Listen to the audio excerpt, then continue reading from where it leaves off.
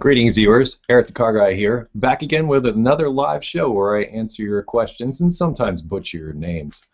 It's only a half-hour show, so I'm going to run down some of the rules, if you will, really quick, and touch on a couple of things that I wanted to touch on. First, check out my Garage Monkey t-shirt.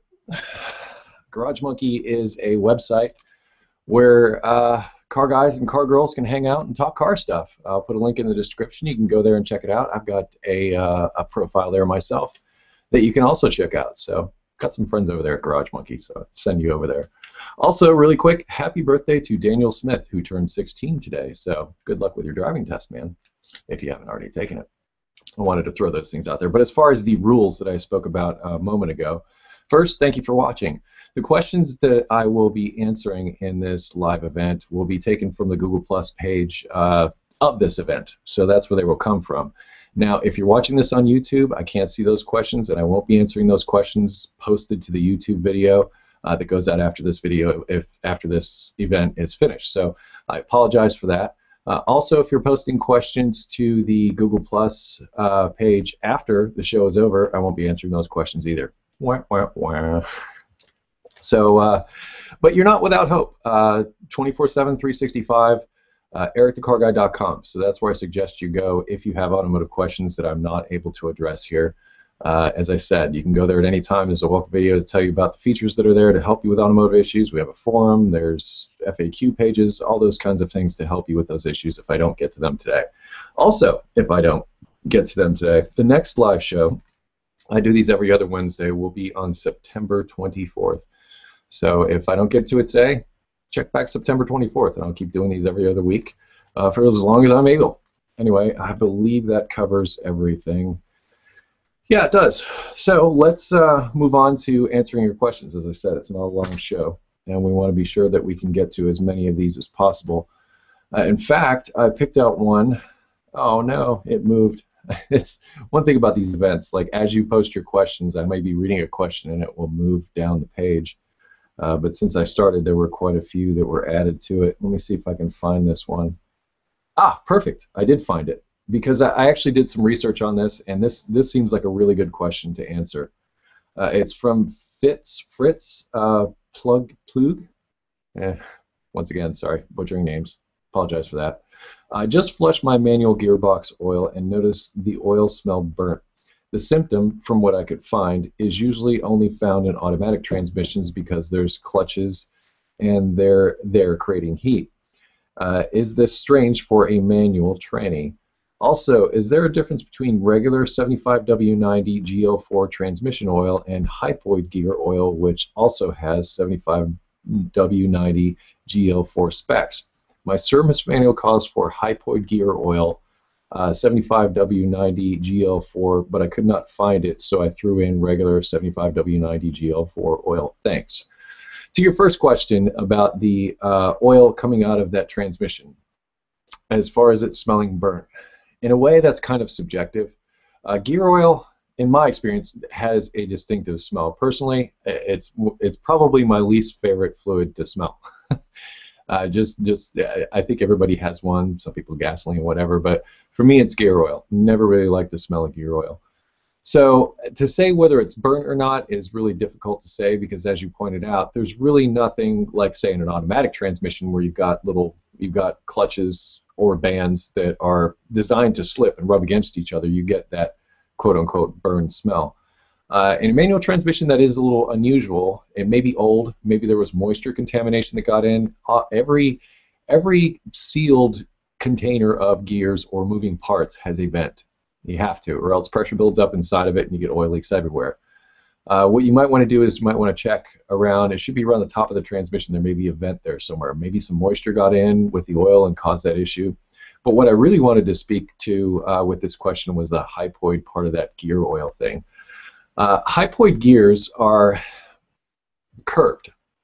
So like in your differential or something like that, which is what they're referring to, because normally what you're putting in there is actually oil that would normally be in a differential or the rear end of a vehicle, is where you'd normally find that. But some manual transmissions use quote-unquote gear oil for their operation. Well, In this case, hypoid gears are, as I said, curved. Initially, when they started making these types of gears, where you've got one gear with an end on it and then a ring gear around the outside of it, and as the one gear spun, it moved the larger ring gear.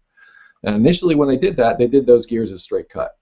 And as a result, there was a wide, large contact pattern between the two gears. The downside, it makes a lot of noise. For example, most reverse gears in manual transmissions are straight cut gears. So when you back up in reverse, you hear that.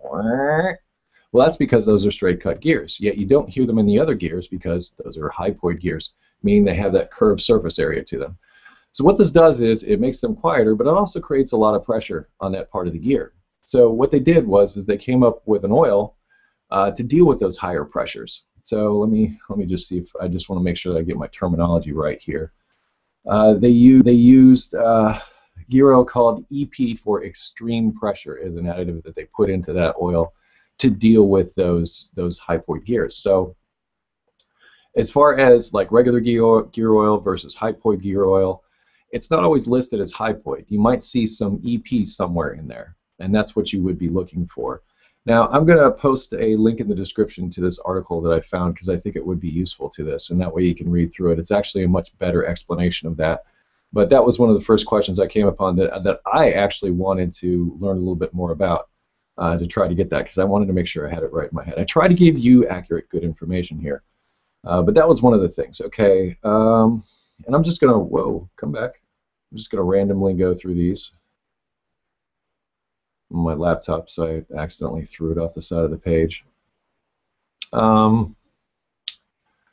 Okay, why don't we do Jerry Throng? I hope I said that correctly. Apologize if I did not. Eric, I have a 1998 Honda Accord EX 4-cylinder F23A4 engine with approximately 160,000 miles on it. Recently, the CEL is on. P1381 code is what I'm getting on my scanner. Cylinder position intermittent interruption. The car died on me a couple of times while driving, but I was able to restart it. At times, the car would feel like it's misfiring under heavy acceleration. I did some research, and some said I needed to replace the distributor assembly because the CYP sensor is bad, and some said I have a bad alternator diode. To be honest, I'm not good at electrical diagnosis, and I don't have the resources to a wiring diagram. In your Honda expertise experience, what could be my trouble be, distributor or alternator? Any help from you would be greatly appreciated. Look forward to seeing you live. Thanks. Okay, Jerry. Now, I've written extensively, I've talked extensively about issues that I've found with aftermarket Honda distributors. I see these codes a lot with the aftermarket versions. Not to say that they don't happen on the original equipment distributors a lot, but from what I've seen out in the industry, it seems that anytime a Honda has an ignition system problem, the default is to replace the distributor. Everything's in there. The igniter, sometimes the ignition coil and all that stuff. It's just easy just to slap a distributor on it and send it on its way. Well, that doesn't always work out, as I said. Some of those parts, Hondas are really particular about the parts you use, particularly when it comes to electronics. This is what I found in my experience. So if you have an aftermarket distributor, I would suspect the distributor is the issue. And me personally, I'm going to go out and say this. At least I haven't found an aftermarket distributor that I really believe in yet. I'm almost half tempted to go out and find an OE distributor from a salvage yard before I put on an aftermarket one. But that's just me. You know, I think as technicians, we all have things that we try to avoid or whatever. As far as the alternator diode, yes, that can cause an issue, but that would also cause other issues in the systems. What diodes do inside the alternator is they perform a function where they take the AC current that the alternator generates and turns it into DC current.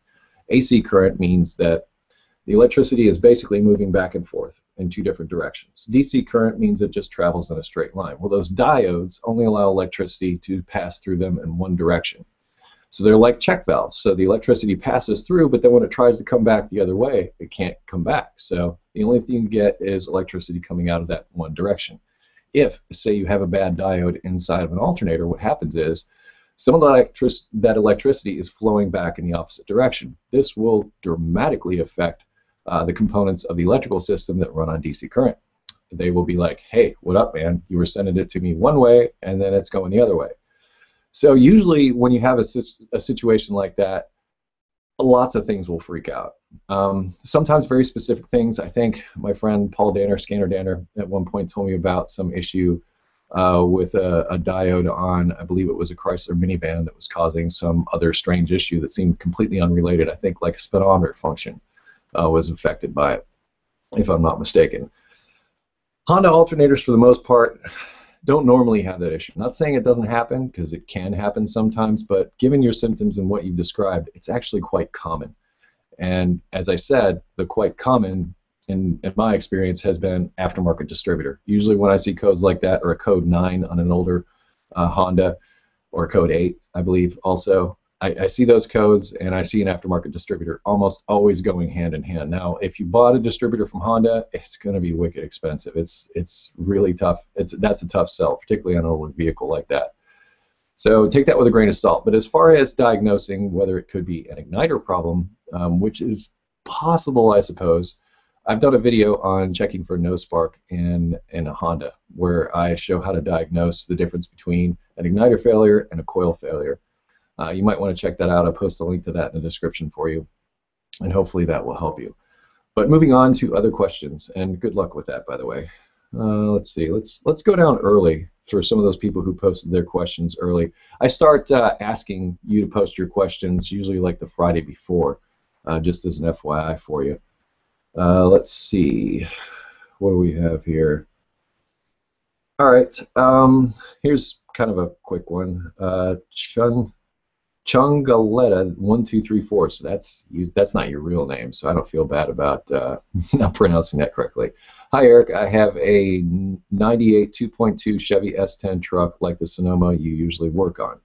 According to the user manual, it holds 4.5 quarts of engine oil, and I remember filling it up with that amount. But after a blown head gasket job, I fill it up with that much, and the dipstick shows an excess of about half a quart. Now, with only 4 quarts, it shows max level. Same dipstick, obviously. What could be happening? What could be happening is nothing. It could be absolutely normal. Actually, when you're changing the oil in your vehicle, there's usually about almost upwards of a quart left in that pan. Like after you do a rebuild or something like that, you honestly have to add more into the crankcase than you normally would. And that may be what you're experiencing here.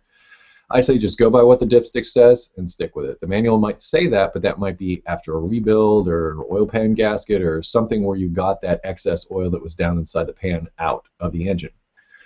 So I would just be fine with it at 4 quarts. If the dipstick says you're good, you're good. So it's good on you for checking the oil and maintaining it, because that's going to make sure that engine lasts a good long time. So well done. Okay.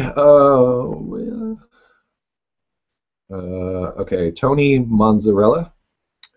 Hey Eric, I have a 2006 Chevy Uplander 3.5 V6. The car burns at least 1 quart of oil between oil changes.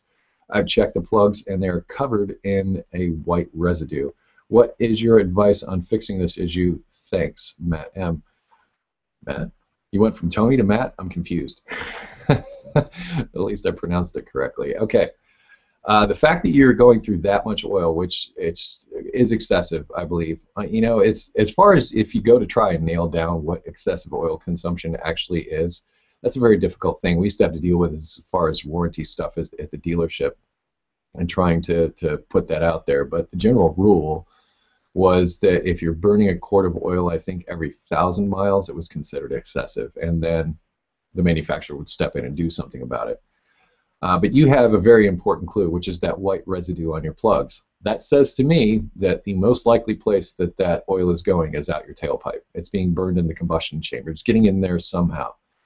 Now, most people would hope for and say, hey, my valve seals are bad, because, let's face it, those are relatively easy to replace. Well, much easier to replace than the alternative, which we're about to get to. However, in my experience, engines don't necessarily wear that way. And you had... it didn't mention how many miles you had on it, but it's a 2006, so I'm going to say it's probably got a fair amount of miles on it. I'm going to say your engine's probably worn out at that time, and it just happens. And what happens is the oil gets past the oil control rings, past the compression rings, gets in the combustion chamber, gets burned in the combustion chamber, and away you go. It could be 1 or 2 cylinders that are affected. As far as the fix goes, My recommendation would be for a replacement engine. I wouldn't bother trying to rebuild it because I've done videos about this in the past. The actual process and cost of doing a rebuild on your own is often in excess of what you could just get a replacement long block or short block for. Long block being an engine that has cylinder head and block all bolted together. A short block would be just the cylinder block itself with no cylinder head on top. And those things are for most vehicles, especially one that new, would be relatively available out there and easy to track down, and probably would be the I fix it, it's done. Now, consider the rest of the vehicle. What kind of condition is that in? Are your tires all old and worn out? Is it all rusty? Are you having, other issues? Does the air conditioning still work? Is it worth investing that kind of money into? That's the question you have to ask yourself at that point when you're looking at a major investment that costs probably, I would say, a third of what the vehicle would cost if you sold it outright. So you really have to weigh those options out and say to yourself, well, I'm going to get this many more years out of it. That's an interesting decision, but what you described sounds like burning oil. Now, to find out definitively if that oil is being burned as a result of, like I said, worn piston rings as opposed to valve seals, the way to find that out is with something called a leak down test. And what you do is you bring the piston up to top dead center and you put compressed air inside of that combustion chamber, and you'll be able to hear the air escaping where the oil would normally be leaking in. So if it's leaking out of the crankcase, you can hear it coming out around the oil cap, or say if you have a blown head gasket, you take the radiator cap off, you might see bubbles in there. Or if you have, say, a leaking exhaust valve, you can hear it out the tailpipe, or a leaking intake valve, you can hear it coming out of the intake. So you've got all these different places that it could leak from in the combustion chamber, and that leak down test is a pretty definitive way to find out if indeed your piston rings are worn out. A quick check would be doing a compression test, but that won't tell you where the compression is going. So I've got videos on both of those, which I will post in the description after we're all done with this video. Hopefully those can help you make that determination. But I wish you luck, because that is a substantial expense that you're looking at, not to mention the amount of work involved with something like that. All right, let's try to find somebody new, because I hardly ever get to that, because usually you're posting these things as they go. But let's get the instance, somebody that just posted. We've got Aaron Webster. Hey Eric, I have a 1999 Chevy Silverado, and the oil gauge fluctuates between 30 and fully pinned at 80 rather quickly as I accelerate and decelerate. When I started, it's at 40-42. Is this bad? What do I do? Oil pressure problems are never good. However, some oil pressure problems are not oil pressure problems. Some oil pressure problems are the sensor problem, or the sending unit, or the gauge problem, or the wiring or connectors between those two things. So what you need to do to truly find out if you have an oil pressure problem, or if you have a problem with, like, say, the sending unit, which does happen, is to actually check the oil pressure with a dedicated oil pressure gauge, an analog oil pressure gauge. And this is not difficult to do, and these gauges really aren't all that expensive. In fact, you could probably rent one from your local auto parts store, and it would probably cost you very little. Even if you bought one, I've seen them for like 20 bucks at some places. But you need to take the actual oil pressure to verify what that gauge is showing on the dash. If you do that test and that oil pressure is fluctuating the way you say it's fluctuating, then you do have an issue. Now, a lot of people have the misconception that oil pressure is created by the oil pump. This is not true. Oil pressure is actually created by all the clearances, namely on the main bearings and the rod bearings and the crankshaft.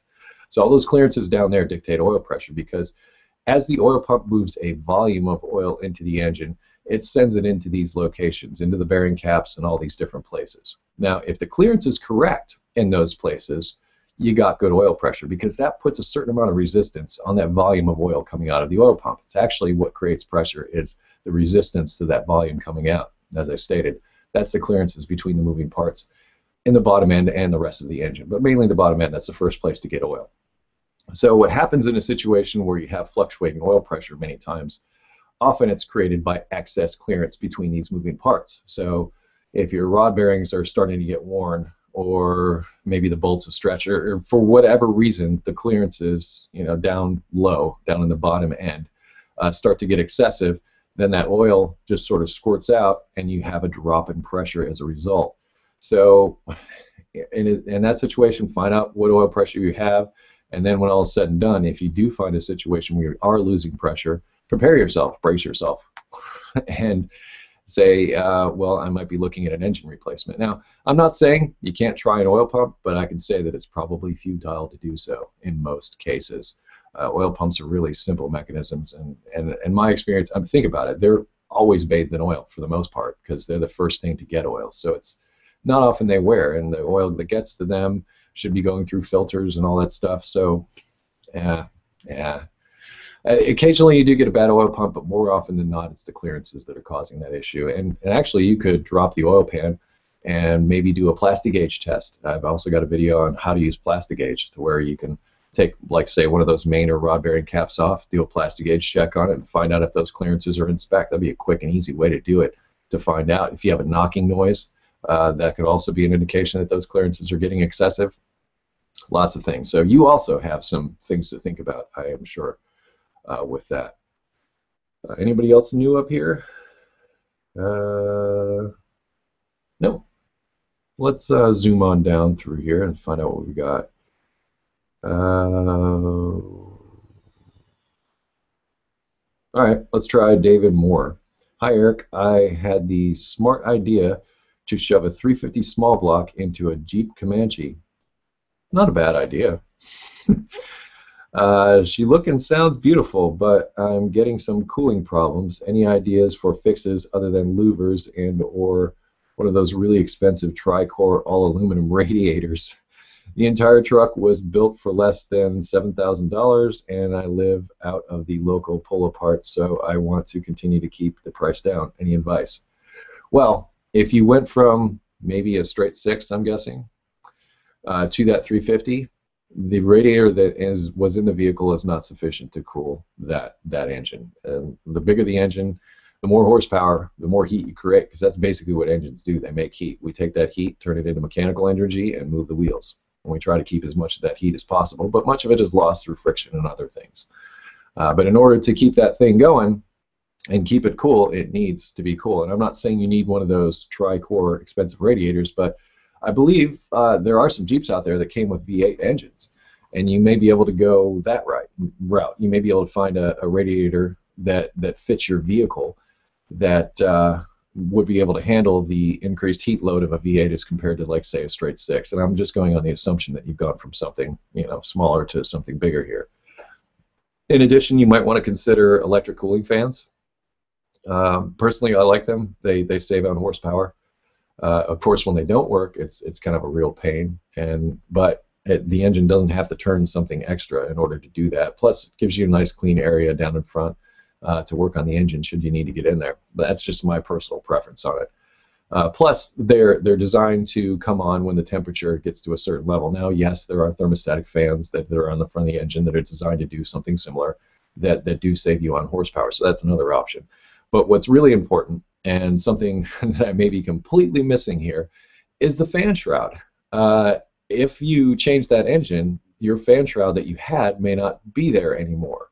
Now, the fan shroud, it gets tossed a lot, but you know what? It's wicked important to the operation of that fan and that fan's ability to pull air through that radiator. That's the whole reason it's there. It's there to help funnel that air to that fan so that you can get as much air past those cooling fins as possible to keep that engine cool. So yeah, that may come into play. Maybe your radiator is of a sufficient size, but if you toss the fan shroud, maybe that's what's causing it. I'm glad that came up because it might be simpler than that. So those little plastic pieces that maybe on the garage floor somewhere, you might want to find some way to make them work. I realize with the engine that you have in there now, that may be in a different position, may sit inside the cradle a little bit different. Maybe that shroud doesn't work, but if you can, do what you can, cut out as much of it as possible to make that shroud work. If it's missing, give that a try. Next, yeah, cool, we got time. Let's see. Oh, I like the way this starts out. Chris Woodhouse. Hey, Eric, long-time watcher, first-time question asker. A few weeks ago, some American owners of Land Rover Defenders imported from the UK and had their vehicles confiscated as they were built too early and were not compliant to U.S. safety standards. Some had their vehicles returned after the VINs were verified. What is your view on imported vehicles? These vehicles being confiscated, even though, in the case above, this keeps moving, it's hard to read. They originate from a country that was equal regulation standard. Well, really, I try to cover just auto repair questions here.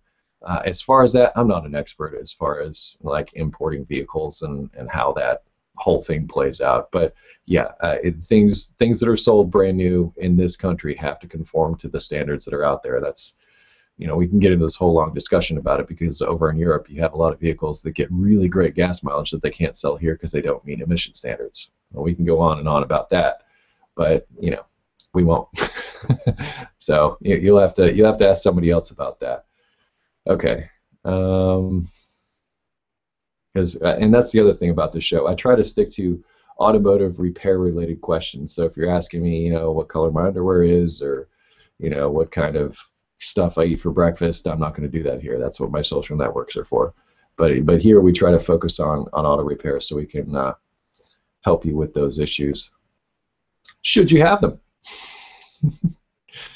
Okay, here's one. Lee Ann. Hi, Eric. I have an electrical issue in my 2002 Saturn LW300. Driver's side brake light not working. Stop moving around. Started by checking all the fuses using my Power Probe 3. Nice tool. All are good. Visually inspected both loads, bulbs, no opens. Could this be a short to voltage issue? So how best to proceed? Okay, first mistake, visual inspection of the bulbs. Not going to do it. Since you had that power probe in your hand, you could touch the ground lead to the side of the housing and then run some power to the bottom there and see if that bulb actually works. That's what I'd recommend you do, because the most common failure in that situation would be the bulb itself. So don't rule out the easy stuff. KISS, keep it simple, stupid. That's you got a brake light bulb out. Look, visually inspecting and looking at the bulb is not going to be sufficient. You actually have to test it either with an ohm meter or, like I said, you have the power probe in your hand. Try lighting up that bulb directly. But then also check to see, and I'm just going to read back through here so I'm not out of here. The brake light started by checking all the fuses. See, you just say you check the fuses using your power probe. What I might have done is gone back to that socket, turned on the light, or tried to activate it, and then checked to see if I had power and ground feeds at that socket, because there would be, in that case, in case of a brake light, you've got two different inputs. You've got one for the actual running lights and then one for the brake lights. So you'd have two 12-volt signals. So one should be there with the lights on, and then one should be there with the brake light on, and they both should be there if both lights are on. I also have written extensively about solving electrical issues on my FAQ page. I'll post links to that all down in the description. So if you're watching this video and you still have questions, go in the description, because I spent a lot of time trying to beef that up as much as possible to continue any of the conversation that we might have. So yeah, be sure that you do that. We've got time for one more. Yeah, don't forget the easy stuff. Let's see if we can find a good one. This is an interesting one we can close out with. This is from Jose Cabrillo Jr.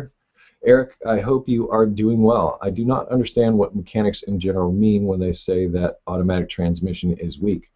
Would mind clearing up this confusion for me, please? Also, what makes an automatic transmission strong or weak, good versus bad? I hear mechanically say automatic transmission are weak, specifically with Honda and Mazda vehicles. Thank you in advance. Okay, interesting question. I think what they're referring to in particular when they're talking about Honda and Mazda vehicles, maybe they've had experience with particular vehicles and those vehicles experience transmission failures, perhaps when they shouldn't have experienced transmission failures, which is really subjective, I realize. So that's what they mean. But as far as an automatic transmission being weak, you know what they use in drag racing? Automatic transmissions. You know how much horsepower they run through automatic transmissions in drag racing? Thousands sometimes. So you really can't say that in general automatic transmissions are weak. Now, they do cost you some horsepower. And the reason they cost you some horsepower is because you're moving fluid through that, what we sometimes refer to as a slush box. So you're moving hydraulic fluid, and if you've ever gone swimming and moved your arms around and underneath the water, you know that it takes a lot more resistance than when you're out in the open air to move your arms. And the same thing is true for the automatic or the engine when it's powering up or powering through an automatic transmission. So that's going to cost you some horsepower in that sense. But the reason they use them in drag racing so much is drag racing is really about consistency. And it's very uncommon to get a person who can hit every shift as they're going through. Now, okay, they have those levers that they pull as they're going through, but the engagement, and even now in modern supercars, they don't have regular stick shifts anymore. They're all electronically shifted paddle shifting just because it's quicker. So that in and of itself says that they are not inherently weak. So I think that's a generalized statement that might have been based on their experiences with some particular brands. I know Honda's in particular, the V6 automatic transmissions from about 99, well, pretty much all the way up through 2010-ish, especially through 2003, those were a problem. And they would be considered weak automatic transmissions. Personally, I think it was a bad design, and it cost them. But that's for another time. Let's close this out. I believe we've reached that point, kids. But you know what? I've had fun. I hope you've had fun. Let's have fun. I'm having a good day. Anyway, thank you for watching.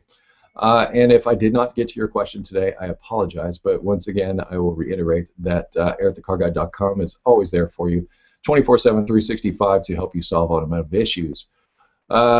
Questions posted to YouTube, I will not be answering those. Questions posted to the Google Plus event that I did not answer, I won't be answering those. So if you want to post them there, go ahead. But wait till the next event, which will happen September 24th. Yes, that's when that will happen. Also, stop by and check out that Garage Monkey. I think you might enjoy that. But anyway, I think that about covers it. Yeah. Well, like I said, go to EricTheCarGuy.com. If you wish to connect with me socially, I can be found on Google+, Facebook, and Twitter. I close each of my videos with, be safe, have fun, stay dirty. I'll see you next time. Thanks for watching.